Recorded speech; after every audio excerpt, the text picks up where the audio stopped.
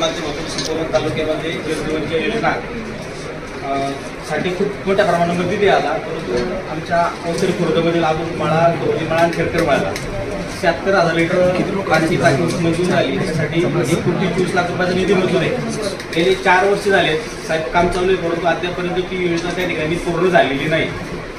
मी हेच पत्र व्हिडिओनं दिलं होतं मागल्या मिटिंगचं. ते पत्राची आता कधी भरता आलेली आहे, परंतु त्या संबंधित ठेकेदाराला कुठल्याही प्रकारची सूचना नाही. आणि काम करत असताना अनेक ठिकाणी स्वतःच्या मनाने त्या ठिकाणी कारभार केलेला आहे. स्थानिक सदस्य असतील, पदाधिकारी असतील, त्यांना कुठल्याही प्रकारे त्यांनी विश्वासात नाही घेतलेलं.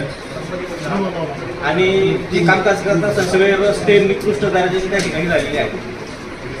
वारंवार सूचना देऊ नये, संबंधित ठेकेदाराला सांगू नये, कुठल्या प्रकारची कार्यवाही संबंधित ठेकेदारांनी त्या ठिकाणी केलेली नाही.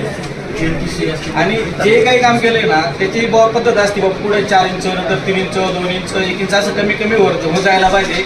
तर मग 2 इंच जोडले, पुढे 4 इंचचं कनेक्शन दिले, परत 3 इंच दिले, परत 2 इंच दिले.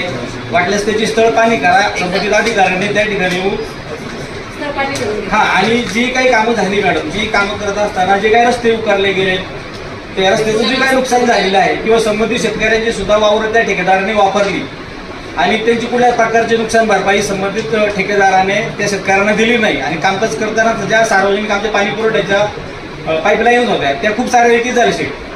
आणि किंवा त्या ठेकेदाराला आम्ही पण सांगितलं, पण स्थानिक ठेकेदार असल्यामुळं काय कुठल्या प्रकारे जात येत नाही.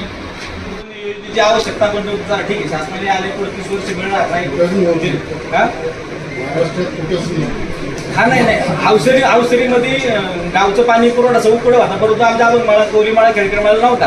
ठीक आहे, तुमच्या पुण्याने ते आम्हाला मिळालं. परंतु जर ठेकेदार जर असं जर वागत असतील, करत जर असतील आणि आपल्याला अधिकाराचं वचन जर नसेल तर काही मजा नाही नसायची त्याच्यामध्ये, असं मला म्हणायचं.